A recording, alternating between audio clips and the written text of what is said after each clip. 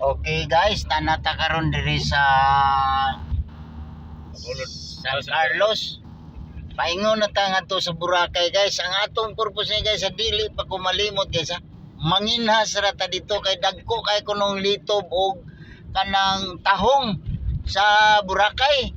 Basi mga imported na mga tahong guys. Ato nang aton. Mao ra gyud atong purpose at pag-adto sa Boracay guys, manginhas ra gyud. Muhatag tuyong ana ba? Kay nahurot naman kong kinason dito sa San Fernando guys. Nakakatakaron nagbiyahe ta guys. Ang ato laag ra way labot kaon ra gini guys. Pang kwan lang ta, laag lang. Inom. Nya nailim nun dagamay. Okay inom ra kita. Tanawa guys oh. Green kayo ang palibot guys.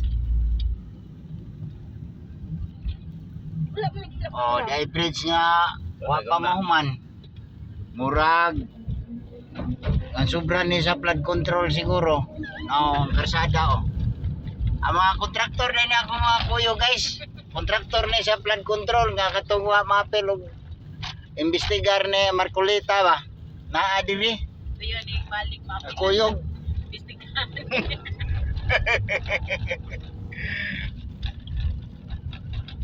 Sila may sa control sa flood diri sa moa guys. Wag yun kasulod ang flood. Kay gi-control man jud.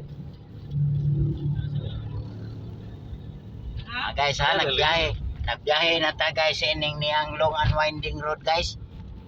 Oh. Ang katong mga subscriber na ko diag mga followers, basi ganahan mo mo imbita na mong pamahaw diha. Naa na mi dire.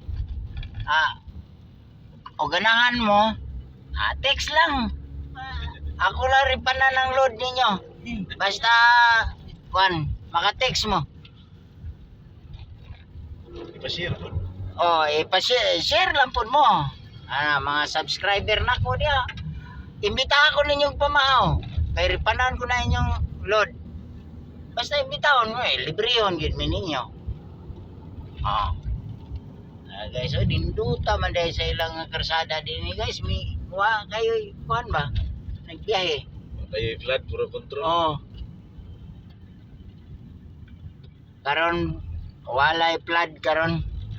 Kaya control man sa kinaiyahan. Wahay ulan. Basta guys, ubani ko ninyo manginas na ito sa Boracay guys ha. Ubani ko ninyo.